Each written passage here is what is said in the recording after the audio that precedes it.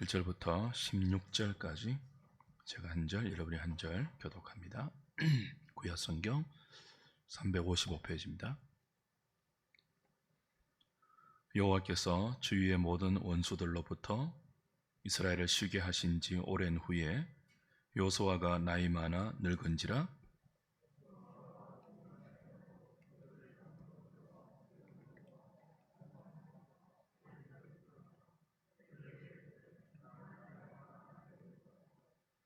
너희의 하나님 여호와께서 너희를 위하여 이 모든 나라에 행하신 일을 너희가 다 보았거니와 너희의 하나님 여호와 그는 너희를 위하여 싸우신 이시니라.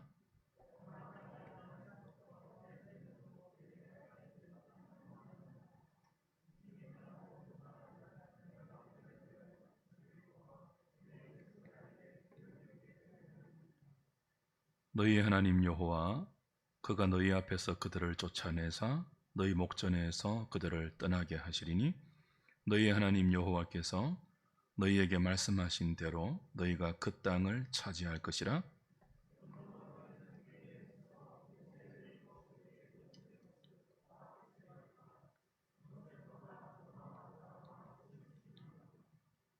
너희 중에 남아있는 이 민족들 중에 들어가지 말라. 그들의 신들의 이름을 부르지 말라. 그것들을 가리켜 맹세하지 말라. 또 그것을 섬겨서 그것들에게 절하지 말라.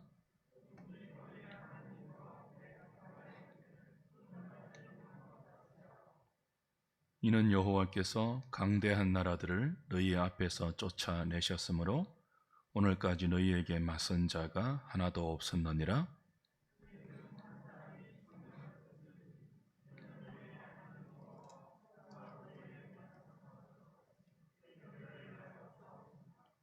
그러므로 스스로 조심하여 너희의 하나님 여호와를 사랑하라.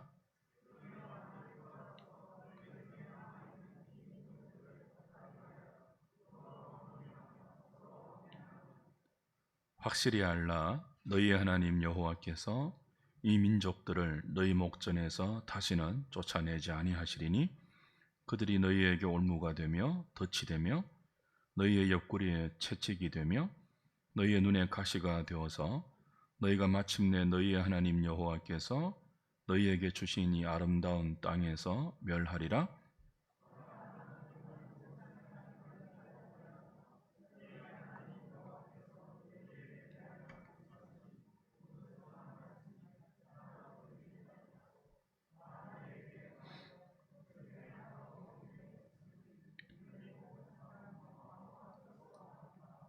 너희의 하나님 여호와께서 너희에게 말씀하신 모든 선한 말씀이 너희에게 임한 것 같이 여호와께서 모든 불길한 말씀도 너희에게 임하게 하사 너희의 하나님 여호와께서 너희에게 주신 이 아름다운 땅에서 너희를 멸절하기까지 하실 것이라. 만일 너희가 너희의 하나님 여호와께서 너희에게 명령하신 언약을 범하고 가서 다른 신들을 섬겨 그들에게 절하면 여호와의 진노가 너희에게 미치리니 너희에게 주신 아름다운 땅에서 너희가 속히 멸망하리라 하니라. 아멘. 여호수아서 마지막 부분에 도달했습니다. 여호수아서는 하나님께서 이스라엘 자손들에게 약속하신 가나안 땅을 기업으로 주시는 땅 이야기입니다. 이 땅은 부동산 정도가 아니죠. 하나님 나라의 영토인데요. 주의 백성들이 언약의 말씀에 순종하여 하나님의 성품인 의와 공도 그리고 헤세드라고 불리는 인애, 사랑을 믿음으로 펼쳐내어야 할 삶의 무대가 약속의 땅이고 가나안 땅입니다. 하나님 나라도 세 가지 요소가 있어야 이 땅에서 구성이 되죠. 백성과 영토와 법이에요. 주권이라고 말하는 법이에요. 그 모세오경은 하나님께서 하나님 나라의 백성과 그 나라의 법을 어떻게 주시는지를 상세하게 설명하고 있습니다. 그들을 이어서 나온 요수아는 무슨 이야기라고요? 땅 이야기예요. 어디 땅이에요? 세상 나라의 부동산이 아니에요. 물리적으로, 지정학적으로 지금 우리가 알고 있는 팔레스틴 땅 그 정도가 아니고요. 하나님 나라의 세 요소 중에 하나인 영토예요. 하나님 나라의 백성들이 그 나라의 왕이신 하나님의 주권을 받는 하나님 나라의 언약의 법을 그들의 온 몸과 삶으로 펼치고 살아야 하는 영토, 그 약속의 땅, 그 땅을 하나님께서 그의 백성들에게 어떻게 주시는지를 여호수아서가 기록하고 있죠. 24장까지 있는 여호수아서가 총 4부분으로 구성되어 있다고 말씀을 드렸습니다. 1장부터 5장 12절까지는 첫 번째였죠. 요단강을 건너서 가나안 땅에 입성하는 내용이었고요. 5장 13절부터 그리고 12장까지는 그 땅을 정복하는 내용이었습니다. 여리고성을 필두로 해서 가나안 땅 남부와 북부를 어떤 과정과 어떤 경로로 말씀을 따라서 정복했는가, 그 내용이 기술되어 있고요. 13장부터 22장까지는 어떤 내용이었죠? 정복한 그 땅을 어떻게 제비 뽑아 분배했는가, 땅 분배에 관한 이야기였습니다. 그러니까 사실상 땅 이야기에서 역사적인 사건은 요단강 도하와 여리고성 정복을 필두로 해서 가나안 남부, 가나안 북부, 그리고 중부 점령, 그리고 점령한 그 땅을 하나님의 말씀에 따라서 분배하는 그 사건까지로 마무리되었습니다. 그러니까 22장까지 땅 정복에 관한, 땅 분배에 관한 역사적 사건이 다 완성되었어요. 마지막 23장, 오늘 보았던 23장과 다음에 볼 24장은 여호수아의 유언적 설교입니다. 역사적 사건이 아니라 여호수아의 고별 설교예요. 23장은 첫 번째 설교이고 이제 24장에서 마지막 부분을 볼 건데요. 오늘 임종을 앞둔 여호수아가 나이 많아 늙었다 그러잖아요. 1절에서 죽음을 앞둔 여호수아가 마지막 숨을 거두기 전에 하나님의 마음을 담아서 남아있는 이스라엘 백성들에게 어떤 당부를 하는지를 좀 주목해야 합니다. 1절을 보십시오. 다시. 여호와께서 주위의 모든 원수들로부터 이스라엘을 쉬게 하신 지 오랜 후에, 그 정복 전쟁이 끝나고 땅 분배도 끝났습니다. 그 중요한 정복 전쟁이 다 끝났어요. 그걸 안식을 주셨다 그렇게 표현했죠. 근데 그렇게 정복과 분배가 다 끝난 지 오랜 세월이 지났어요.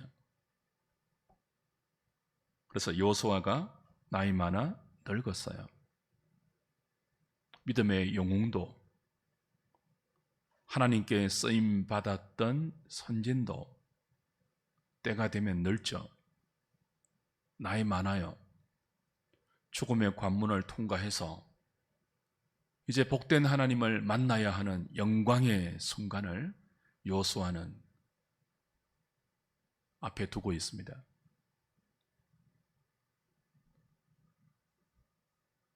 하나님께서 여호수아를 통해서 이스라엘의 사방 대적을 다 멸하시고 그 땅에 안식을 주셨습니다. 이스라엘은 약속하신 땅을 기업으로 받았고 그 땅에 정착을 했고 평화를 누리고 있습니다. 모든 것이 좋아 보입니다. 그때 하나님은 임종을 앞둔 여호수아를 온 이스라엘 앞에 세웁니다. 임종을 앞둔 여호수아가 온 이스라엘 백성을 모읍니다. 온 이스라엘의 장로들을 모으고요, 두룡들을 모으고요, 천부장들을 모으고요, 재판장들을 모아요. 그 온 이스라엘을 다 모아요. 그리고 지난 역사를 회고하면서 이렇게 말합니다. 2절, 3절, 4절이죠. 여호수아가 온 이스라엘 곧 그들의 장로들과 수령들과 재판장들과 관리들을 불러다가 그들에게 이르되 나는 나이가 많아 늙었도다. 너희 하나님 여호와께서 너희를 위하여 이 모든 나라에 행하신 일을 너희가 다 보았거니와 너희 하나님 여호와 그는 너희를 위하여 싸우신 이시니라. 보라 내가 요단에서부터 해지는 쪽 대해까지의 남아있는 나라들과 이미 멸한 모든 나라를 내가 너희를 위하여 제비 뽑아 너희의 지파에게 기업이 되게 하였나니라. 왜 이 말을 할까요? 내가 아직 남아있는 가나안 족속과 이미 멸한 그 족속의 땅을 다 하나님의 말씀대로 너희 각 지파들의 기업으로 나누어 주었다. 그래요? 왜 이 말을 하죠? 자신의 행적과 지난 세월의 공로를 너희들은 잊지 말고 기억해야 된다, 뭐 그런 뜻이 아닙니다. 보통 인생들은 성공하고 안정되면 그 성공과 안정의 이유를 자기에게서 찾아요. 자기가 잘나고 자기가 똑똑하고 자기가 유능해서 성공했다고 자기에 도취됩니다. 그러면 하나님이 하신 일을 잊어버리죠. 여호수아는 그런 뜻으로 하는 말이 아닙니다. 4절에 보라 내가 요단에서부터 해지는 쪽 대해까지 남아있는 나라들 이미 멸한 모든 나라를 내가 너희를 위하여 제비 뽑아 너희의 지파에게 기업이 되게 했다라고 말하는 이유는 자기 업적을 그들에게 회상시켜서 자기가 한 일을 결코 잊지 말고 기억하라는 뜻이 아니죠. 3절에 보면 이 말을 한 분명한 이유가 나와요. 너희의 하나님 여호와께서 너희를 위하여 이 모든 나라에 행하신 일을 너희가 다 보았거니와 너희의 하나님 여호와 그는 너희를 위하여 싸우신 이시니라. 너희의 하나님 여호와는 너희를 위해서 싸우셨다. 그 결과 내가 너희에게 하나님이 주신 이 약속의 땅을 그분의 분부대로 기업으로 분배할 수 있었다. 하나님을 기리고 하나님을 높이고 하나님을 잊지 말라는 의미고 취지이죠. 그렇게 너희의 하나님이 너희를 위해서 싸우셨다고 말을 하면서 하나 걸리는 게 있어요. 이미 하나님께서 대부분의 가나안 족속들을 몰아내어 주셨죠. 그 땅에 안식이 임했어요. 그러나 우리가 누차 확인한 것처럼 아직 그 땅에 길을 쓰고 남아있는 원주민들이 있었죠. 지금은 그들의 세력과 힘이 미약해서 그 땅에서 이스라엘 백성들이 평화를 누리는데 아무런 지장을 주지 않습니다. 그런데 그들은 그 약속의 땅을 하나님 나라의 영토 되지 못하게 하는 가장 큰 화근이고 불행의 씨앗입니다. 죄의 원천입니다. 하나님께서 이스라엘이 이들을 믿음으로 다 몰아내지 않고 남겨두었을 때 그 남겨둠을 허락하신 이유는 믿음으로 그들이 하나님을 의지해서 영적 싸움을 통하여 그들의 마지막 모든 가나안의 흔적까지 그들이 몸소 싸워 정복하기를 원했기 때문입니다. 그래서 남겨두었어요. 남겨둔 것을 허락하셨어요. 이제 여호수아는 나이 많아 죽습니다. 죽어야 합니다. 임종을 눈앞에 두고 있습니다. 그게 눈에 걸리는 거예요. 그게 마음에 걸리는 거예요. 자신이 마지막 순간까지 이 땅을 온전히 하나님 나라의 기업이 되게 했으면 좋겠지만 하나님의 뜻은 거기까지거든요. 모세를 가나안 땅에 들어가지 못하게 했던 것처럼 하나님의 뜻은 여호수아를 통해서는 여기까지예요.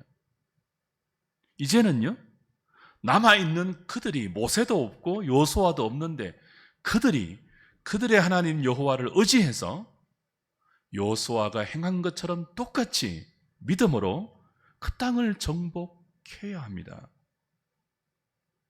그래서 임종을 앞둔 여호수아가 마지막 유언적 설교를 권면으로 할 때 이 사실을 당부하는 거예요.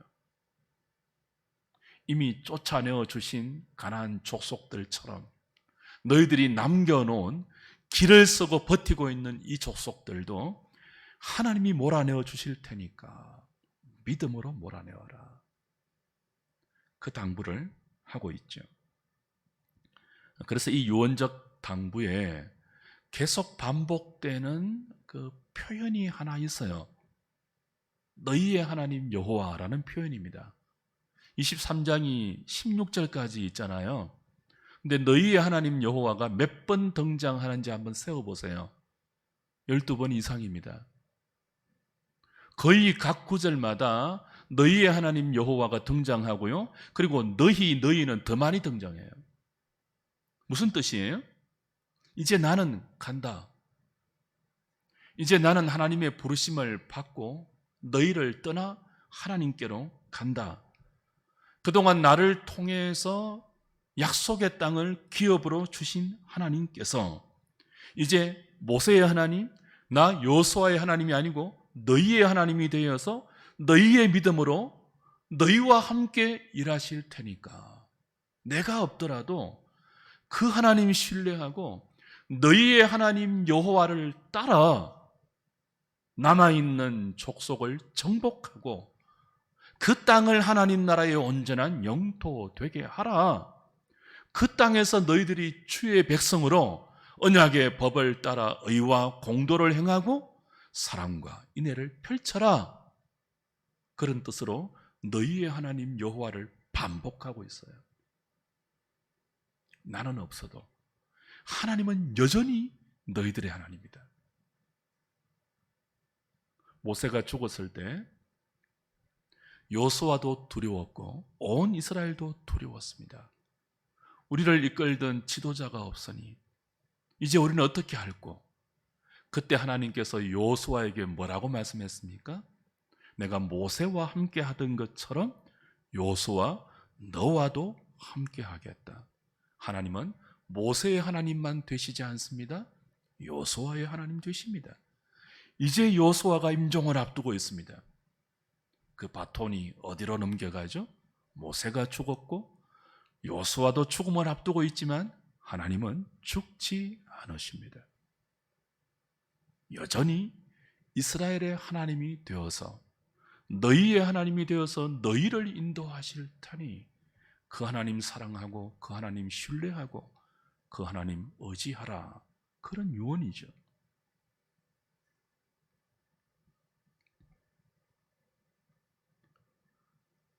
모세의 하나님, 여호수아의 하나님, 이제 그 하나님이 이스라엘의 하나님 되시고 너희의 하나님 되십니다.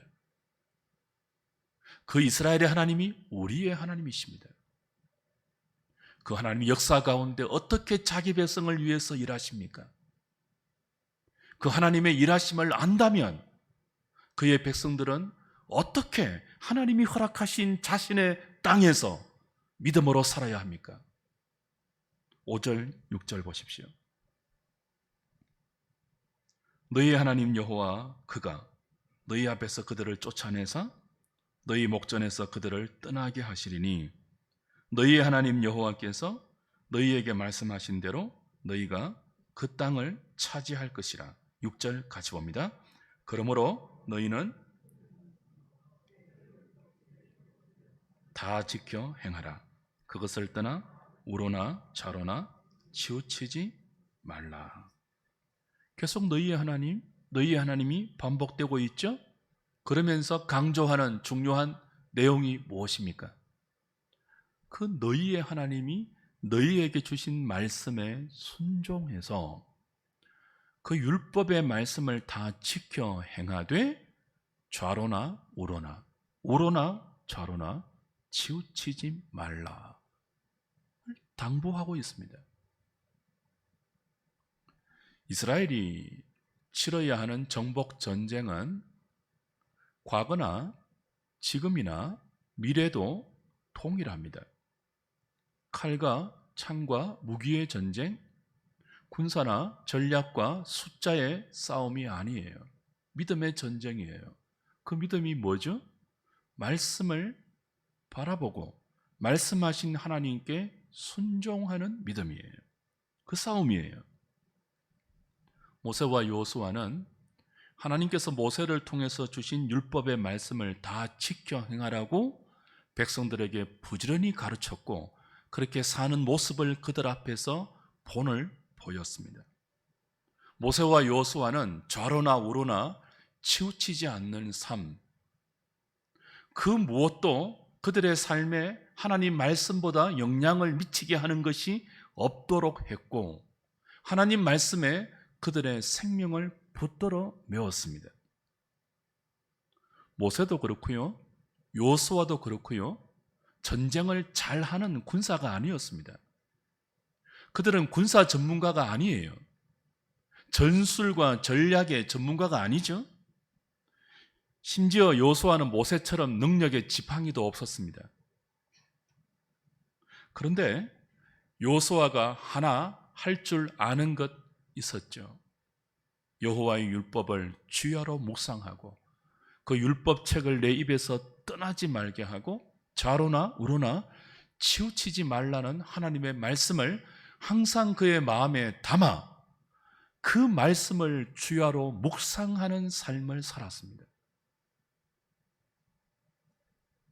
그랬더니 여호와 하나님이 그의 힘이 되어 주셨습니다. 그가 능히 목이 곧은 이스라엘 백성을 이끌고 하나님이 주신 약속의 땅을 기업으로 받을 수 있는 지도자가 되게 하셨습니다. 이제 그 여호수아가 나이 많아 늙어 죽으려 합니다. 이스라엘 백성은 모세도 없고 여호수아도 없고 이제 그들의 하나님 여호와를 의지하면서 여호수아처럼 살아야 합니다. 어떻게 해요? 모세에게 주신 율법의 말씀을 다 지켜 행하고 좌로나 우로나 치우치지 않는 삶 말이에요.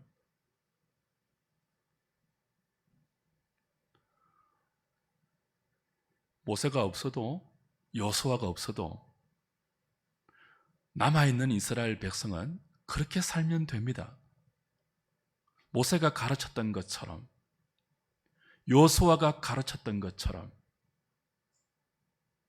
하나님이 그들에게 주신 분명한 하나님의 말씀을 지켜 행하고 그 말씀에 자신을 붙들어며 좌로도 우로도 치우치지 않는 삶을 살면 지금까지 모세와 여호수아를 통해서 그들을 인도하신 것처럼 앞으로도 하나님은 그들의 하나님이 되어서 조금도 부족함이 없도록 그들을 인도하시고 지키고 보호하고 양육하실 것입니다. 그러니 그렇게 살아다오라는 당부이죠. 유언적 권면이죠.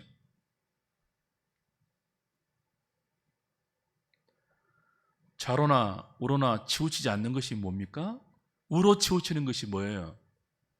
하나님의 말씀에 자신의 생각을 더하는 거예요. 자신의 체험을 더하는 거예요. 그것이 우 쪽으로 치우치는 거예요. 하나님이 말씀 아닌 것을 하나님 말씀처럼 자신의 삶에 권위를 두어서 하나님 말씀 아닌 것에 자신의 삶이 이리저리 영향을 받는 것이 우쪽으로 치우치는 거예요. 하나님 말씀처럼 정치 이념을 앞세우고 하나님 말씀처럼 자신이 경험한 종교적인 체험을 앞세우고 꿈을 보면 꿈에 휘둘리고 무엇을 보면 무엇에 휘둘리고 저 사람 말을 들으면 그 사람 말을 따라가고 우로 치우치는 거예요. 좌로 치우치는 것이 뭘까요? 정반대죠. 하나님 말씀을 자기의 생각, 자기의 경험, 자기의 감정, 자기의 기분에 따라 자신과 맞지 않으면 외면하고 빼고 거부하는 거예요. 좌로나 우로나 치우치지 않고 하나님의 말씀을 자신의 삶의 가장 큰 삶의 근거와 이정표로 삼아 오직 내 삶에 영향을 주는 것은 이 하나님의 말씀밖에 없게 하는 것, 그것이 좌로나 우로나 치우치지 않는 것이고요. 그것이 모세와 여호수아가 이스라엘 백성 앞에서 살아가야 할 주의 백성의 삶의 목표로 본을 보여준 믿음의 삶입니다. 모세가 없어도 여호수아가 없어도 그렇게 살면 돼요.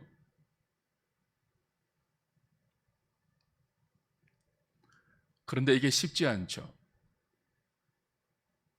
세상은 좌로도 치우치지 않고 우로도 치우치지 않으면요 어리석다고 합니다. 융통성이 없다고 합니다. 적당하게 좌로도 갈 줄 알고 경우에 따라서 우를 취할 줄도 알아야 융통성이 있고 세련된 믿음이라고 칭찬해 주죠. 말씀만 외골수로 붙들면 세련되지 못한 믿음이라고 조롱하고 무시합니다. 그래서 많은 주의 백성들이 하나님의 말씀보다 세상의 유행, 세상의 사조, 세상의 흐름, 철학, 사상 이런 것들을 더 중요하게 여기고 그것을 따라가다가 때로는 좌로 치우치고요, 때로는 우로 치우쳐요. 주 안에 사랑하는 여러분, 하나님의 백성들은 하나님의 말씀만 잘 붙들면 일당백의 인생이 됩니다. 아니, 오늘 본문은요 일당천의 인생이 된다고 말합니다. 7절부터 11절 보십시오.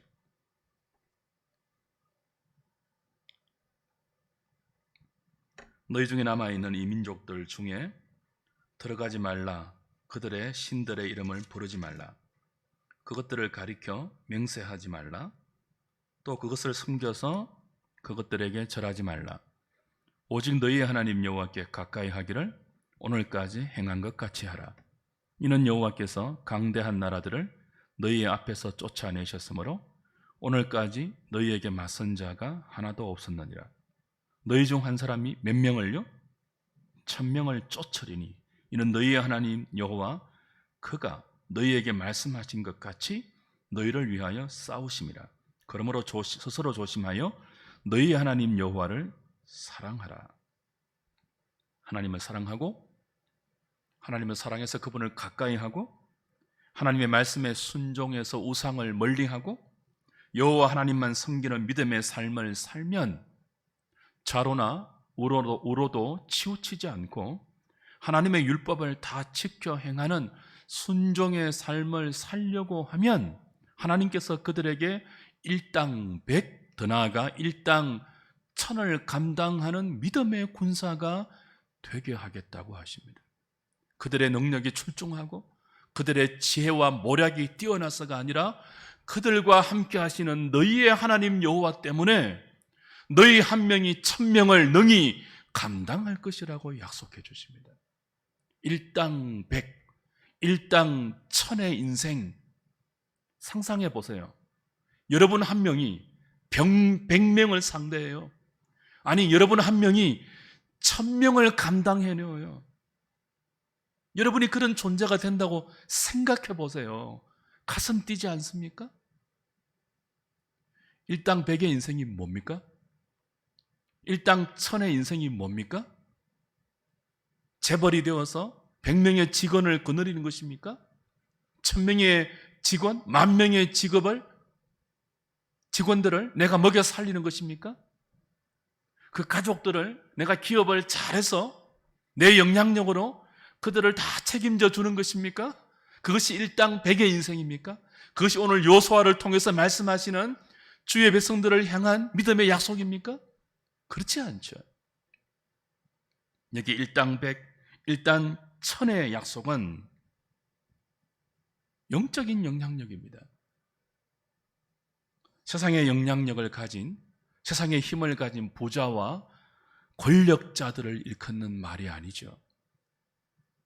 그런 약속이라면, 예수 잘 믿으면 좌로나 우로나 치우치지 않고 하나님 말씀을 진리의 허리띠로 그들의 삶에 잘 동여매고 그 말씀에 자신을 붙들어 매는 인생은 전부 부자 되고 전부 권력을 가져야 하겠죠. 그러니 그런 약속 아니면 이제는 아시겠죠. 그럼 어떤 약속입니까? 저와 여러분이 일당백의 인생이 되는 것, 일당천의 인생이 되는 것, 어떤 약속이에요? 1000명이 달려들어도 하지 못하는 것 있죠. 죄와의 싸움, 사탄과의 싸움, 이 세상 욕심과 자기 안의 정욕과의 싸움에서 이기는 삶. 여러분, 1000명이 달려들어도 작은 욕심 하나 이기지 못하는 게 죄와 사망에 포로되어 있는 인생의 현실입니다. 1000명이 달려들고 10,000명이 달려들고 100명이 달려들어도 이기지 못하는 죄를 이기는 일당천의 존재가 있어요. 그가 누구예요? 좌로나 우로도 치우치지 않고 하나님의 말씀을 자기 삶의 이정표로 삼고 하나님을 사랑해서 그 말씀을 떠나지 않고 주야로 그 말씀을 묵상하고 그 말씀이 지시하는 대로 자신의 삶을 믿음으로 순종하는 사람들이에요. 하나님 그들에게 죄를 이기는 능력을 주십니다. 자기 밖의 세상의 정욕과 자기 안에 무한한 탐욕을 이길 수 있는 능력을 주십니다. 일당백의 존재이죠. 일당천의 존재이죠.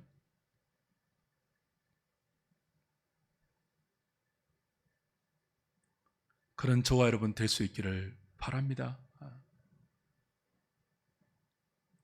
그런데 그 뒤에 12절부터는 정반대의 경고를 합니다. 일당백의 인생, 일당천의 존재가 되어야 할 주의 백성들이 만약 좌로 치우치고 우로 치우쳐서 자기의 삶을 하나님만이 아니라 여기 기웃 저기 기웃, 때로 이런 우상에게 절하고 때론 하나님을 우상처럼 섬길 때 일당백이 아니라 일당천이 아니라 머리카락 잘린 삼손처럼 될 것을 경고합니다. 12절부터 16절까지입니다. 너희가 만일 돌아서서 너희 중에 남아있는 이 민족들을 가까이하여 더불어 혼인하며 서로 왕래하면 확실히 알라. 너희 하나님 여호와께서 이 민족들을 너희 목전에서 다시는 쫓아내지 아니하시리니 그들이 너희에게 올무가 되며 덫이 되며 너희의 옆구리에 채찍이 되며 너희의 눈에 가시가 되어서 너희가 마침내 너희 하나님 여호와께서 너희에게 주신 이 아름다운 땅에서 멸하리라. 보라, 나는 오늘 온 세상이 가는 길, 죽음의 길이죠. 그 길로 가려니와 너희 하나님 여호와께서 너희에게 대하여 말씀하신 모든 선한 말씀이 하나도 틀리지 아니하고 다 너희에게 응하여 그 중에 하나도 어김이 없음을 너희 모든 사람은 마음과 뜻으로 아는 바라. 너희의 하나님 여호와께서 너희에게 말씀하신 모든 선한 말씀이 너희에게 임한 것 같이 여호와께서 모든 불길한 말씀도 너희에게 임하게 하사 너희의 하나님 여호와께서 너희에게 주신 이 아름다운 땅에서 너희를 멸절하기까지 하실 것이라. 만일 너희가 너희의 하나님 여호와께서 너희에게 명령하신 언약을 범하고 가서 다른 신들을 섬겨 그들에게 절하면 여호와의 진노가 너희에게 미치리니 너희에게 주신 아름다운 땅에서 너희가 속히 멸망하리라 하니라. 무서운 내용이죠. 하나님이 아름다운 땅을 기업으로 주셨습니다. 그들과 함께 하시면서 좌로나 우로나 치우치지 않는 지도자를 중심으로 하나님 말씀에 순종하여 정복의 전쟁을 싸웠던 그들에게 이 아름다운 땅을 기업으로 주셨습니다. 그런데 만일 그들이 여호수아를 통해서 이 유언적 권면으로 당부한 이 당부를 잊어버리고 좌로 치우칠 때, 우로 치우칠 때, 그래서 우상을 섬기고 하나님을 우상처럼 취급할 때, 모든 선한 말씀을 그들에게 약속의 성취로 이루어 주셨던 하나님이 이미 신명기를 통해서 경고하신 모든 불길한 말씀, 언약적 저주를 능히 그들에게 이루게 하실 수 있다. 만일 너희가 우상을 섬기면, 하나님을 버리고 그 말씀을 떠나서 배도하면 이 아름다운 땅에서 너희가 망하고 쫓겨날 것이다. 경고하고 있죠.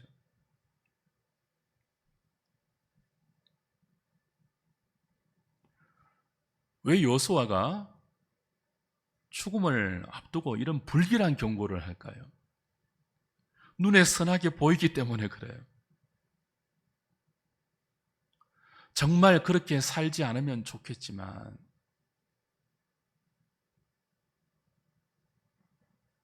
지금도 그렇게 사는 모습이 너무나 많이 보여서 그래요.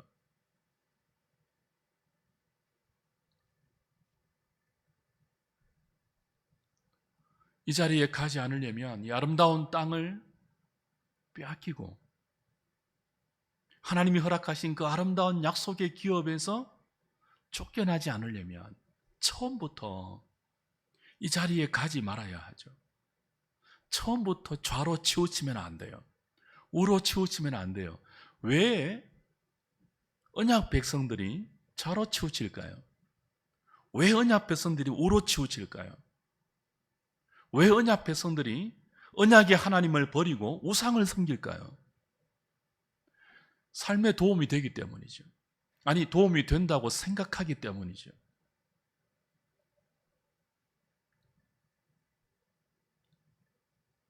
이런 것들을 가까이 하면서 때로는 좌로, 때로는 우로 기울면서 친구들을 만들면 그 친구들과의 관계가 자기의 삶을 더 견고하게 해준다는 세상의 목소리에 속아서 그렇죠.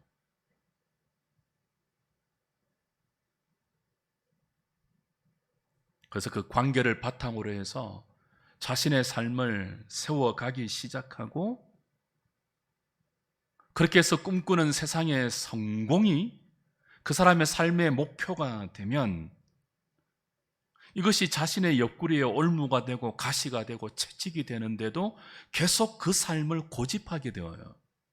그리고 나중에는요, 돌이키지 못해요. 너무 많이 갔기 때문에, 너무 그런 친구들을 많이 만들어 놓았기 때문에, 너무 하나님이 기뻐하시는 삶에서 멀리 떠나 하나님이 기뻐하지 않는 삶의 원리들로 자신의 삶을 견고하게 세워 놓았기 때문에 나중에 돌이키려고 해도 너무 힘들어요. 이미 시간과 돈과 열정을 너무 많이 투자했기 때문에 그걸 다 없었던 것처럼 어떻게 다 버릴 수 있겠습니까?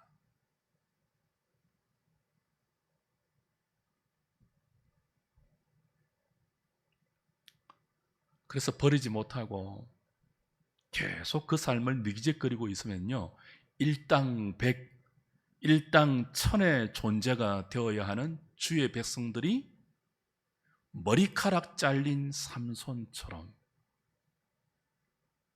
눈알 뽑히고 죄를 이기는 능력 사라지고 거룩한 아름다운 모습 다 실종되고 날마다 비참하게 죄의 무릎을 꿇고 방황하고 끊임없이 변명하고 자기 합리화를 만드는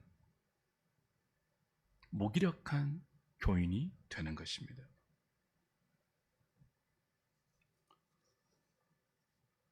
주 안에 사랑하는 성도 여러분, 성도의 삶은 그 길이 아닙니다. 자로 치우치는 삶이 아닙니다. 아무리 성공이 눈에 보인다 해도 우로 치우치는 삶이 아닙니다. 성도의 삶은 길이 아니면 가지 않는 삶입니다. 그래서 성공하지 못하면 성공하지 않는 삶입니다. 그게 교회입니다. 그게 교회의 지체이고 성도입니다. 세상은 그런 인생을 어리석다고, 바보다고, 무기력하다고, 우유부단하다고 말할 수 있겠죠. 그러나 신기하게도 그렇게 치우치지 않는 삶, 미련하게 하나님 말씀 하나 붙들고 사는 삶에 하나님의 능력이 나타납니다. 어떤 능력일까요? 죄를 이기는 능력입니다. 부자 1,000만 명이 달려들어도 해내지 못하는 사랑하는 능력입니다. 거룩하게 사는 아름다운 능력입니다. 일당 100의, 일당 1000의 군사들이죠. 누가 죄를 이깁니까? 좌로도 우로도 치우치지 않고 하나님 말씀 붙들고 그 말씀에 자신의 삶을 붙들어 매는 사람들입니다. 왜 이 사람에게 하나님의 능력이 나타날까요? 하나님께서 그들과 함께 하시기 때문입니다.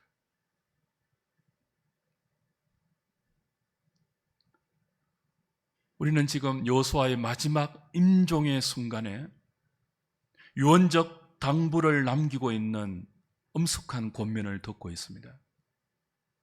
사랑하는 여러분, 여러분은 죽을 때 어떤 말을 후손들에게 남기겠습니까? 그리고 여러분의 입에서 나오는 그 유언적 말은 어떤 무게로 여러분의 자손들에게 남겨지겠습니까? 오늘을 사는 여러분의 삶이 장차 죽음 앞에서도 믿음으로 이런 거룩한 유언을 남기게 할 수 있습니다. 어영부영 살지 마십시오. 우쪽으로 치우치지 마십시오. 좌쪽으로 치우치지 마십시오. 여러분의 자녀들이 우리 엄마 아빠는 죽어도 예수, 살아도 말씀, 그런 존재임을 보게 하십시오. 그래서 여러분의 말 한마디가 그들의 인생에게 무게 있는 말이 되게 하십시오. 아무리 말해도 콧방귀 끼는 말로 듣지 않게 하는 권위는 돈에 있지 않습니다. 여러분의 삶에 있습니다. 왜 여호수아의 유언적 권면이 이렇게 무게 있게 다가옵니까? 그가 그렇게 살았기 때문입니다.